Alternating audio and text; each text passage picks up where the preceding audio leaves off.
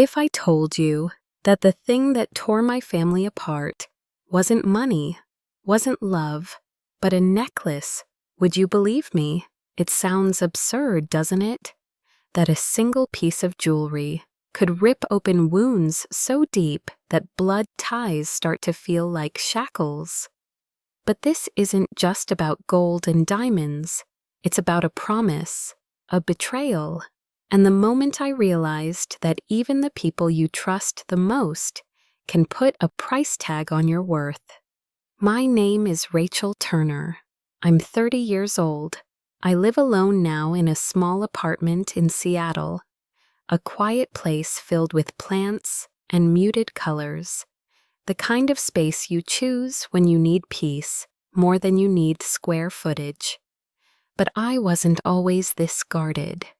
I grew up in a warm, noisy little house in the suburbs, the kind where the walls carried the smell of my mom's cooking, where the carpet always had a few stubborn stains from spilled juice, and where the front porch sagged just a little on the left side.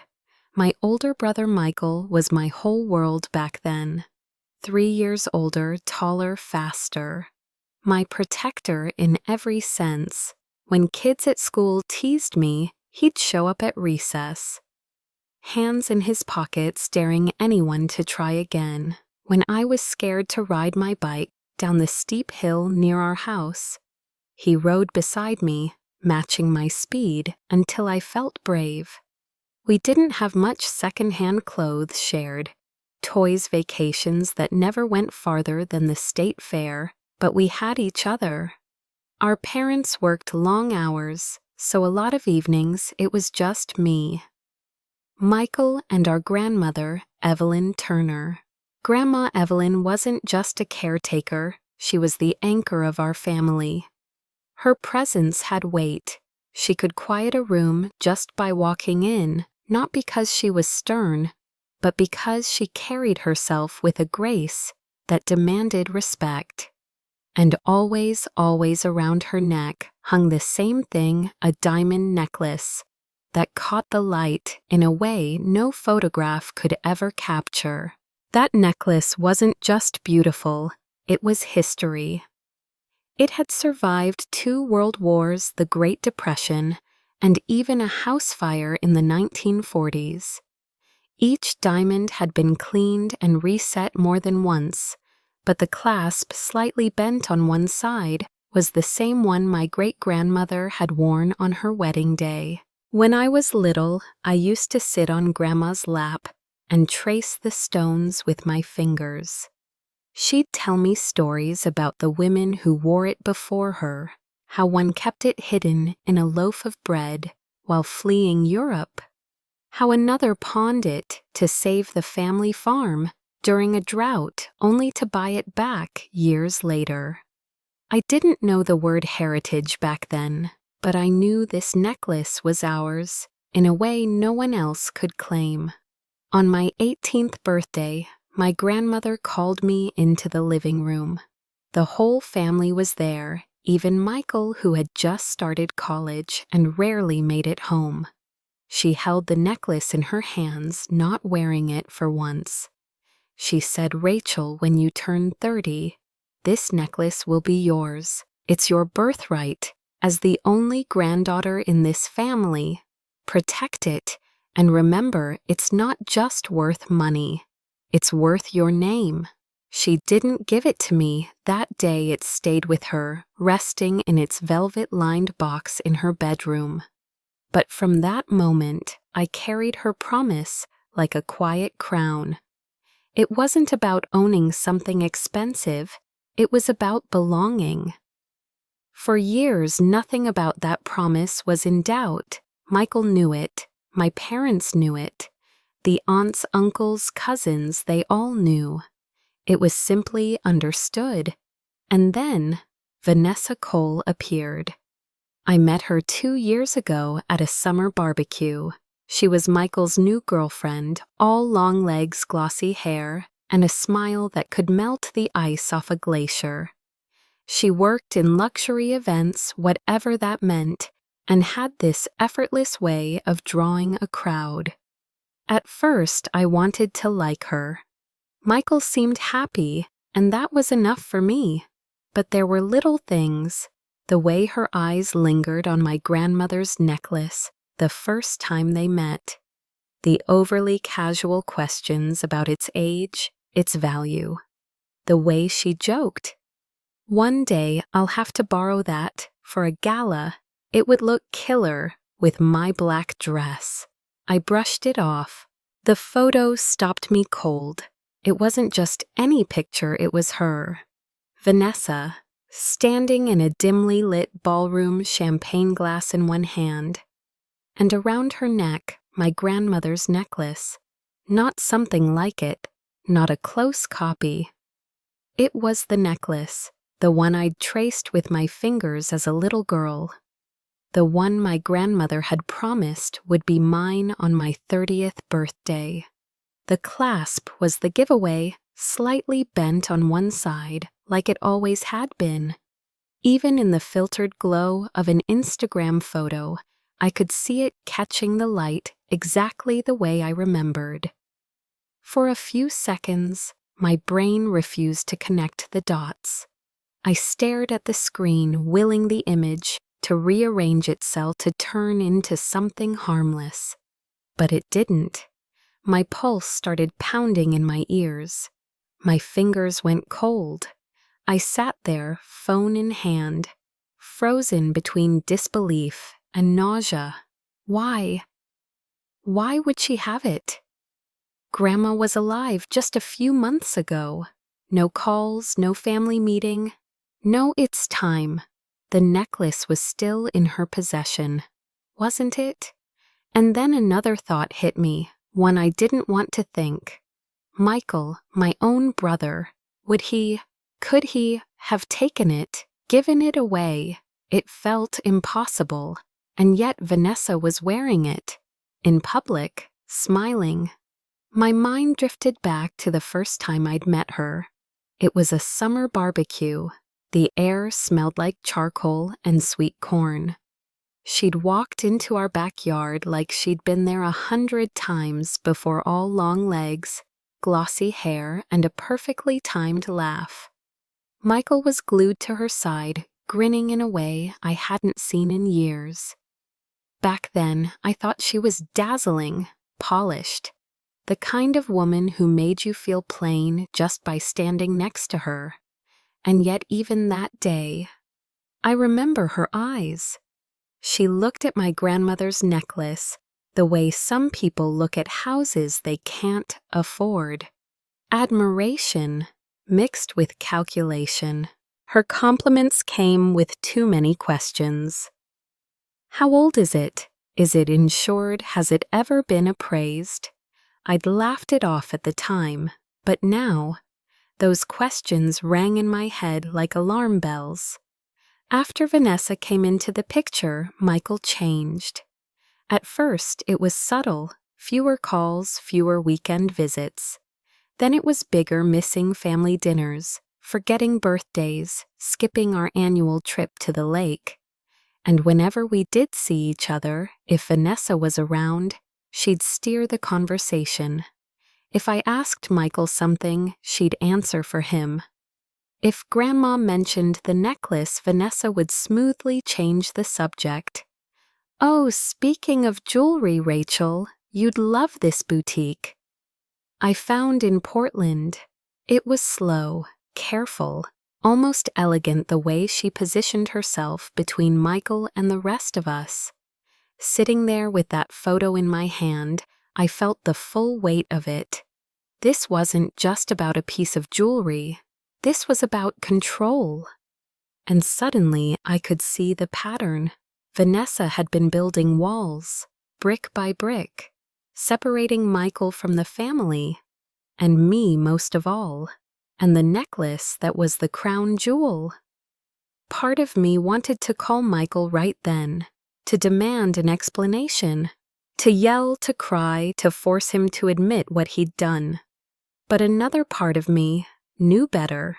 If I confronted him too soon, he'd lock the gates. He'd hide whatever else was going on, and if Vanessa was pulling the strings, she'd make sure I never got near the truth again.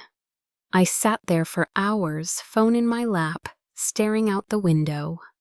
I wanted to believe this could be fixed with one conversation, but deep down, I knew that whatever had happened, it wasn't an accident. And if Vanessa could take this, she wouldn't stop. Not until I had nothing left, not my family name, not my share of the estate, not even my dignity. For the first time, a thought flickered in my mind, cold and sharp. If I wanted to keep what was mine, if I wanted to protect my grandmother's promise, then I had to be ready to expose everything, even if it meant taking my own brother to court. I didn't know it yet, I'd later tell myself. But that photo, that was the first pull of the chain, the one that would drag me into a fight I never asked for. And by the time it was over, the only way out would be through a courtroom door. It wasn't just the necklace anymore. Once I'd seen that photo, I started noticing all the little ways the walls had been closing in. Every time I asked to visit Grandma Evelyn, Michael had a reason ready. She's tired. She's not feeling up to company. Maybe next week. And when I did show up unannounced, somehow Vanessa would always happen to be there, hovering, listening, filling the air with her polite, silken small talk, until the moment felt too heavy to ask real questions. Family dinners, the ones that used to feel warm and loud, had turned brittle. Every word felt like it had to be weighed before speaking. If anyone so much as mentioned family assets or inheritance, the conversation would swerve so hard it was dizzying. I wasn't being cut out in a single dramatic blow. It was slower than that, smaller, like someone quietly turning a key, locking a door I hadn't even noticed was there. And the person holding that key was my own brother. Michael had started keeping all the important family documents at his house. He'd added a lock to Mom's safe. No one could get near it without him or Vanessa being present. Even the phone calls to Grandma felt different. Half the time Michael answered for her. When she did pick up, her voice was rushed, as if she were looking over her shoulder. We'd talk for maybe 2 minutes before she said she had to go. Then came the first real crack in the story. A family friend, Mrs. Donovan, ran into me at the grocery store. She leaned on her cart, smiling, and said I saw Vanessa wearing your grandmother's necklace at the Wellington's charity gala. Must have been. What? A month ago, weeks before the photo I'd just seen, which meant the necklace hadn't just appeared around Vanessa's neck recently. It had been gone for much longer than I'd thought. That thought sat in my stomach like a stone. Did Grandma give it to her? Was she convinced or pressured into handing it over? Or was it taken without her knowing I needed to see her? The next time Michael allowed me to visit, I was shocked. Grandma looked thinner. Her eyes seemed dimmer. She sat with her hands folded in her lap, shoulders rounded as though she was shrinking into herself. I brought up the necklace, gently trying to sound casual. Her lips curved into a small forced smile. Everything's been taken care of, she said softly. Then she changed the subject so abruptly it was almost jarring. But I'd seen her eyes, that quick flicker of discomfort, the way they darted not at me but toward the kitchen, where I knew Vanessa was moving around. It was then the idea first came to me, and it scared me. Evidence, not just suspicions, not just hurt feelings. If I wanted to protect what was left, I needed proof, something no one could twist or deny. But the thought of doing it, to my own brother, felt wrong in a way that scraped against every memory we'd ever shared. Michael had been the one to teach me how to ride a bike, the one who snuck me cookies when Mom said no. And now, I was picturing taking photos behind his back, saving screenshots, watching him like an enemy. Still, I started small. I kept a notebook in my bag, jotting down dates and details after every family interaction, who was there, what was said, how Grandma reacted. I took screenshots of Vanessa's social media posts. Even when she wasn't showing the necklace, I noted every high-end item that had appeared suddenly in her collection. The guilt was there, a low, steady hum in my chest. But so was the fear that if I waited too long, there wouldn't be anything left to fight for. I don't want to be that person, I told myself in the dark one night. But sometimes, the truth doesn't come to you. You have to go looking for it, even if it means breaking your own heart along the way. Looking back, I think that was the moment the door really closed. When I realized there would be no talking my way through it, no gentle appeal to family loyalty. Some doors only open when you have the key, and my key wasn't going to be a promise or blood ties. It was going to be the truth, raw, cold, and undeniable. It happened on a Tuesday afternoon, one of those days when the sky felt too heavy and the air inside my mother's house hung still like it was holding its breath. I hadn't planned to stop by. I told myself it was just to check in. But really, I was hoping for something, a slip, a mistake. Michael's car wasn't in the driveway. Vanessa's was. She was in the living room, phone pressed to her ear, laughing in that rehearsed, airy way of hers. When she saw me, she waved, then turned away, pacing slowly, her voice dropping to a conspiratorial murmur. I stepped into the dining room. That's when I saw it. On the table, a thin folder. Next to it, a thick envelope. Both sitting just slightly out of place, as if someone had set them down in a hurry. My first instinct was to turn away. This wasn't mine. It was private. Crossing that line meant something would break between us. But my eyes were already on the corner of the folder, a faint stamp in red ink, an account number I didn't recognize, and scrawled in Michael's handwriting a name I'd never seen before. I told myself I'd just look, just for a second. I reached out, fingers brushing the edge of the folder, the sound of the paper shifting loud enough to make my pulse spike. From the other room, Vanessa laughed again, but this time it was closer. I froze, waited, listened to her footsteps as she moved toward the kitchen instead. I opened the folder. Inside financial documents. Michael's name was there in bold print, but next to it what looked like Vanessa's signature.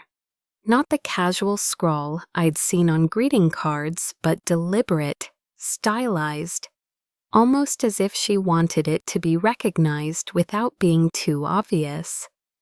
There were large transfers to a small obscure company name I didn't recognize, amounts big enough to make my head swim. I slid the envelope toward me and peeked inside. Cash, stacks of it. Neatly bundled, no bank slips, no notes, just weight. It didn't feel right. At the bottom was a small scrap of paper, torn from something else with a string of numbers and 2 short words. Not an address, not anything obvious, but it felt coded, like it meant something only a select few would understand. My hands itched to pull out my phone, to take pictures to capture it all before it disappeared. But my mind was screaming, if you do it now, and they find out, everything will vanish.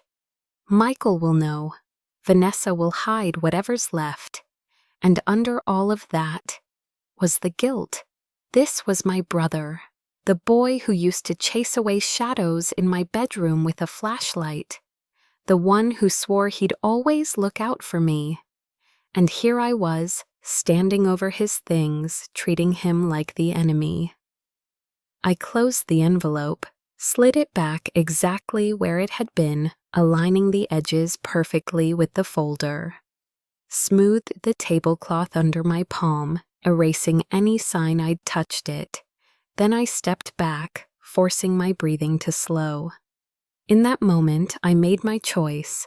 I wouldn't blow it all open yet, not until I had something undeniable. One thing could be explained away, two could be twisted, but if I gathered enough, there would be no place for lies to hide. From that day forward, I played the role. The smiling, oblivious younger sister, the one who didn't understand business, the one who still trusted her brother and his perfect fiancé. But behind every polite nod, my mind was cataloging. I memorized the times they were out. I noticed unfamiliar cars parked nearby drivers who never got out, faces I couldn't quite see. I wrote down every snippet of conversation I overheard, even the ones that seemed meaningless. Because I knew, someday soon, those meaningless pieces might be the key to unlocking everything. I left my mother's house that day with nothing in my hands but a plan in my head, and a single, unshakable thought: I've touched something dangerous. If I turn away now, it will swallow me whole. The only way out is forward. And the next thing I'd find would change everything. I kept playing my role, the doting little sister, the one who smiled at the right moments, who asked simple, harmless questions, and never ever hinted that I had seen the folder. But every time I looked at Michael and Vanessa together, my chest tightened. Not because I wanted the fight, but because I was starting to believe. This wasn't just about the necklace anymore. When I met with my lawyer that week, I told him about the odd folder, the envelope, the strange company name. He didn't even blink. If Vanessa's history isn't clean, he said, leaning forward, we might have a stronger case than you think. Inheritance is one thing, fraud. That's something a judge won't ignore. Then he asked a question I hadn't considered. Have you thought about hiring a private investigator? At first, it felt extreme. I wasn't sure I was ready to turn this into a full-scale hunt. But the more I thought about it, the more I realized I couldn't keep guessing. I needed facts. So I agreed. The investigator's name was Thomas Hale. Ex-cop, quiet voice, sharp eyes that noticed everything. When we first met, he didn't promise miracles. He promised movement. I'll start with her past, he said, sliding a legal pad toward me. Everywhere she's lived, everyone she's been with, sometimes. History repeats itself. It didn't take long for him to find patterns. Vanessa had lived in 3 different states in 6 years, and in every single one there was a man, always older, always successful, and always gone by the time she packed her bags. The first story Thomas brought me was from Chicago, a businessman, early 40s, clean record, who'd been engaged to her. He'd given her a rare Rolex as an engagement gift. 2 months later, after a fight about financial trust, she walked out. The watch was never seen again. The second was from Miami. a young architect she'd convinced to co-invest in a boutique real estate project. She'd handled all the paperwork, all the bank transfers. Then she vanished. The property never existed. In both cases, the men didn't press charges. Some said they were embarrassed. Others just wanted it over. And then came the part that made my stomach twist. Thomas had traced the obscure company name from Michael's folder. It wasn't a real business at all. It was a shell registered under the name of a man in Texas who years ago had been one of Vanessa's business partners. The financial activity was exactly what you'd expect from a cover cash deposits, large ones followed by immediate withdrawals. No invoices, no legitimate work attached. And then the final piece, a phone call from one of Thomas's contacts, someone who had known Vanessa back in New Jersey. She's trying to sell something, the contact said.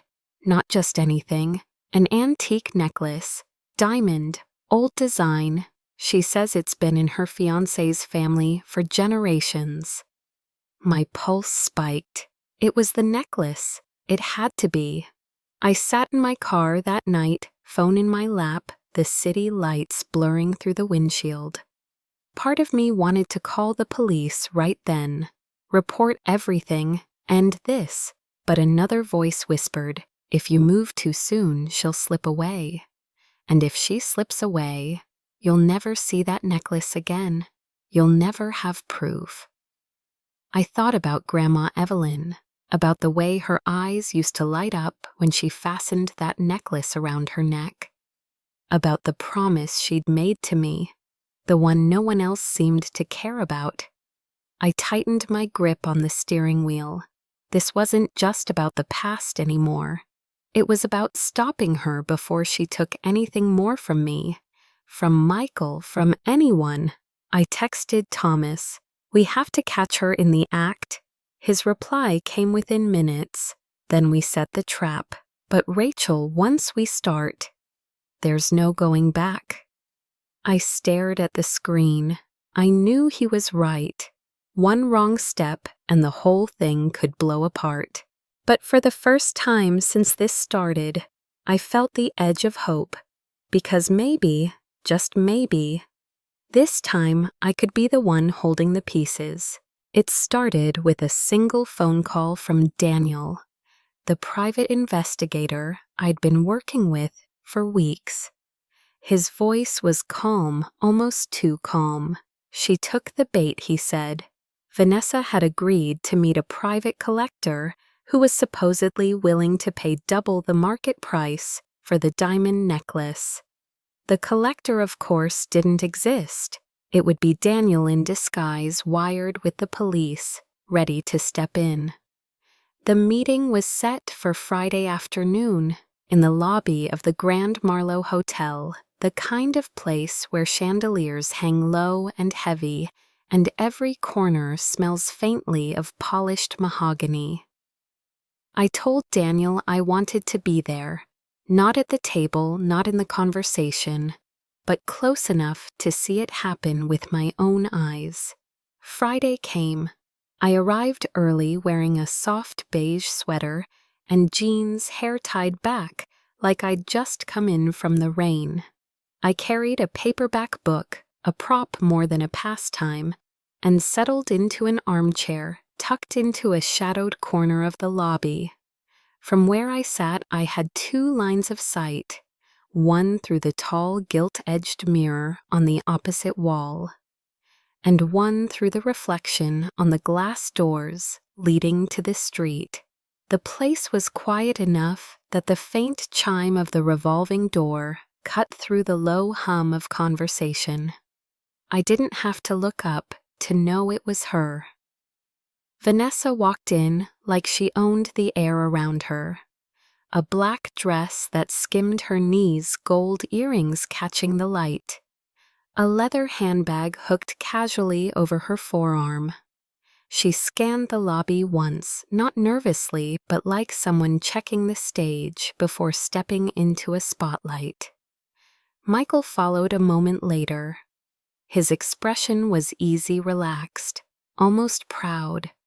They crossed to the center of the lobby where Daniel was waiting, dressed in a tailored suit and framed by the glow of a nearby lamp. From my corner, I watched her smile, all teeth, perfectly rehearsed, as she reached into her bag. "I think you'll find this worth the trip," she said, voice carrying just enough for me to catch in pieces. The words floated over polished marble and landed in my ears, thin but sharp. Daniel leaned forward, playing his part. "May I?" She placed a small velvet box on the table between them. Even from where I sat, I knew what was inside. My grandmother's necklace. Daniel opened it slowly, like a man savoring a rare sight.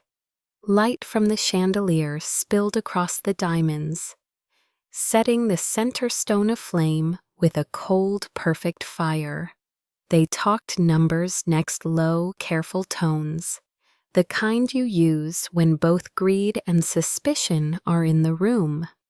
Vanessa leaned in, elbows on the table, her fingers brushing the edge of the velvet box, as if to remind him this could be yours. Then came the moment Daniel had been waiting for. He pulled out a thick envelope, set it down. Not real cash, but real enough to look convincing. She reached for it, nodding already, drawing a pen from her bag. Her free hand slid the necklace closer to him. That was the signal. Two men in plain suits appeared from the far side of the lobby, moving fast. One was already showing a badge. The other's voice cut through the air. "Vanessa Clark. You're under arrest for fraud, possession of stolen property, and conspiracy to sell assets not legally in your name." It happened fast, too fast for Michael to process. He blinked his hand halfway to Vanessa's arm before freezing in place. Vanessa laughed, a brittle, hollow sound, and said there must be some mistake. But then the officers laid out more her past arrests. In other states, the aliases she'd used, the pending warrants. The color drained from her face. From my chair, I kept my book open, head tilted down, but my eyes didn't leave the mirror. I saw Michael's expression shift from confusion to disbelief to something heavier. He looked at her like he'd never seen her before. When the officers took the velvet box and logged it into an evidence bag, I let out a breath I didn't know I'd been holding. It was over. I didn't step forward, didn't gloat, didn't even make eye contact. I stayed in the shadows, the quiet corner I'd chosen hours earlier, because this wasn't about her seeing me win. It was about me knowing finally that the trap had closed. And this time, it wasn't me caught inside. It all unraveled faster than I could have imagined. When the police took Vanessa away in handcuffs that night, I thought it might still be weeks before I knew the full picture. But just 3 days later, Detective Mark called. His tone wasn't the cautious, measured one he used. Before this time, it carried the sharp certainty of someone who had the final puzzle piece in hand. "Rachel, you were right about everything. Vanessa, it turned out, wasn't just a manipulative fiancée with a taste for expensive jewelry. She was a professional con artist, the kind of person whose real name you might never actually know. She had a criminal record in at least 4 states under multiple aliases. The list of charges was staggering: romance scams, fake investment schemes, laundering money through shell companies. Each case carefully constructed, each victim left humiliated and financially gutted. And suddenly, the folder I'd seen on my mother's dining room table all those weeks ago made perfect, horrifying sense. Those large transfers from Michael's account, they'd gone to a small, obscure company not registered in his name, not even in Vanessa's. On paper, it belonged to a man in Florida, but the trail wound back to Vanessa through a web of business filings, bank proxies, and offshore accounts. The thick envelope of cash. That wasn't just random rainy day money. It was a payout, a share of the profits from one of her earlier schemes. The scrap of paper with the string of numbers, a transaction code tied to an upcoming deal. Michael had been her latest project, and the family heirloom, my grandmother's diamond necklace, was meant to be the crown jewel of her career. In her interrogation, Vanessa didn't bother pretending she loved my brother. She admitted she'd first heard about the necklace from a mutual acquaintance at a party. The story, an antique diamond piece over a century old, passed down through generations, had caught her attention immediately. From there, she built her plan in layers. Phase 1, get close to Michael fast. Make him feel like he'd found the one. Then suggest small joint investments. Things just lucrative enough to seem real but vague enough for her to manipulate. Phase 2, escalate. Move in. Cement herself in the family circle. Create the impression she was already part of the legacy. Phase 3, after the wedding, push for the necklace to be formally recognized as ours, either as a wedding gift or listed as marital property. Then quietly arrange a sale to a private collector in New York who had already shown interest. The plan had only failed because Rachel, the quiet, naive little sister, hadn't been so naive after all. When the police retrieved the necklace from Vanessa's purse that night, it went straight into the evidence locker. But once the chain of custody was complete, there was no dispute over its rightful owner. The necklace had never been legally transferred. There was no bill of sale, no family agreement, no signature from my grandmother. By every standard of the law, it was still her property. 2 weeks later, Detective Mark and an officer from the property division arrived at my grandmother's house. I was there when they opened the padded case and placed the necklace back into her hands. She ran her thumb along the familiar curve of the pendant, her eyes bright with a mix of relief and something heavier, the grief of knowing who had tried to take it. Then she turned to me. "Rachel," she said softly, "this will be yours. No more questions, no more maybes." That same afternoon, she met with the family's attorney. Together, they updated her will, specifying not only that the necklace would go to me, but also attaching its full provenance photographs, appraisals, even a written account of its history. There would be no room for another dispute, not ever again. Michael wasn't there that day. It took him another week to show up at my apartment. He looked older, like the last month had carved years into him. I read the report he said, his voice cracked halfway through.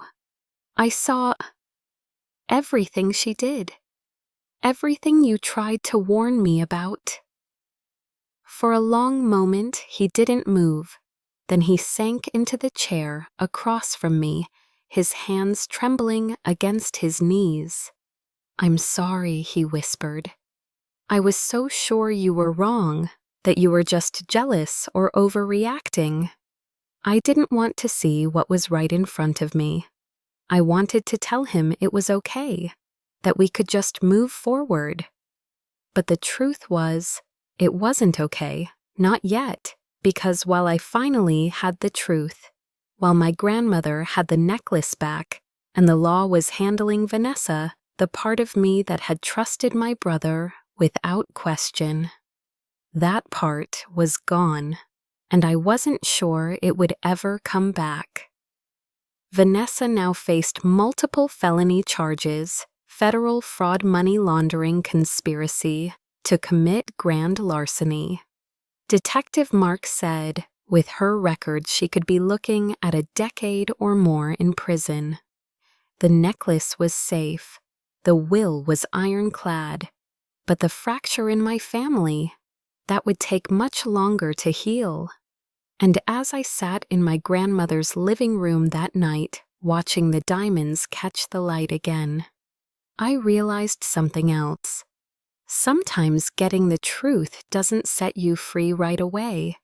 Sometimes it just gives you the tools to start rebuilding piece by fragile piece. It was strange how quickly everything seemed to return to normal. After the sentencing, at least on the surface, Vanessa's trial lasted only a few days. The evidence was overwhelming: the bank records, the witness statements, the paper trail that snaked through her fake companies and false identities. The jury didn't need much time. The verdict came back guilty on all major counts: federal fraud money laundering, conspiracy to commit grand larceny.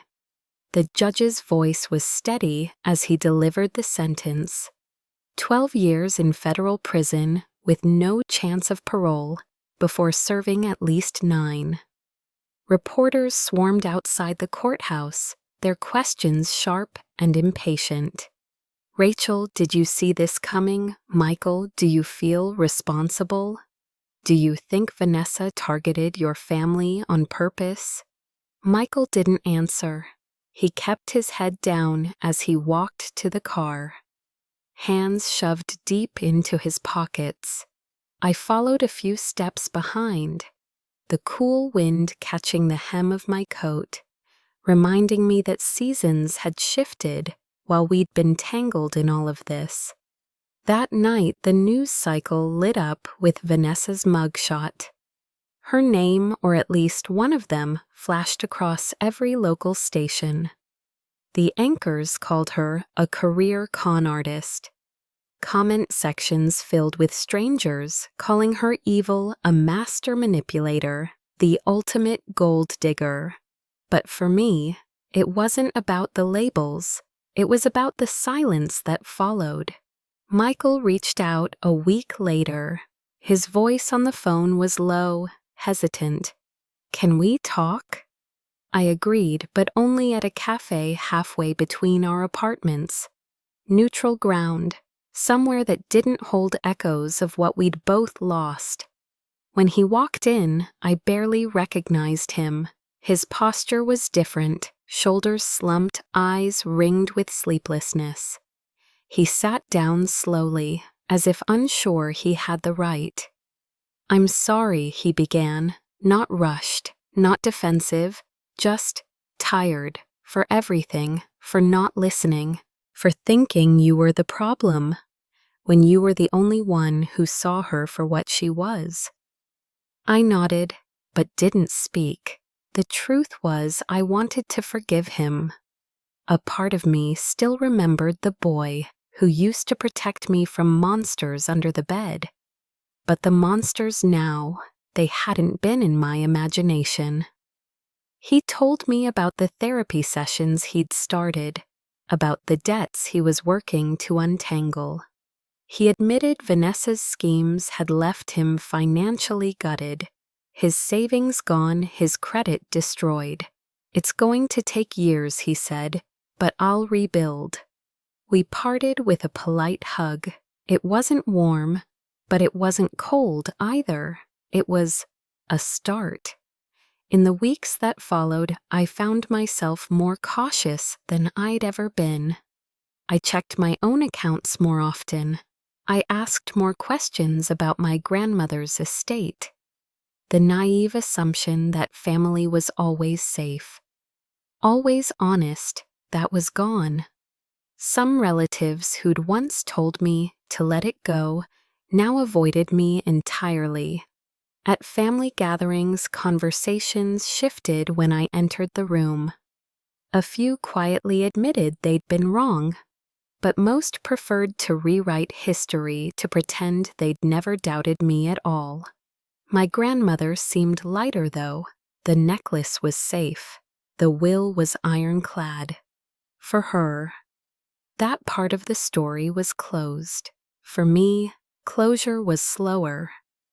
One night, sitting in my apartment with a cup of tea cooling in my hands, I tried to pinpoint the exact moment trust had cracked beyond repair. Was it when I first saw Vanessa wearing the necklace on Instagram, when I spotted the folder and envelope on the dining table? Or had it been much earlier, a quiet instinct ignored for too long? I didn't have the answer. What I did have was a choice: to carry the bitterness forward or to set it down. I wasn't ready to set it down yet. Maybe I wouldn't be for a long time. But as I looked out the window at the city lights, I realized something: survival doesn't always mean winning. Sometimes it just means you're still standing, even after everything's tried to knock you down. The necklace would one day be mine. That was certain. But the trust between my brother and me, that was a different kind of inheritance, one that could only be rebuilt, if at all, through years of careful, deliberate effort. For now, I kept my distance, and when people ask me about the whole ordeal, I tell them the truth. I got justice. I got the truth. But some things, once broken, don't go back the way they were. Then I leave them with the question I've been asking myself since that night. Vanessa was arrested. If it were you, could you ever forgive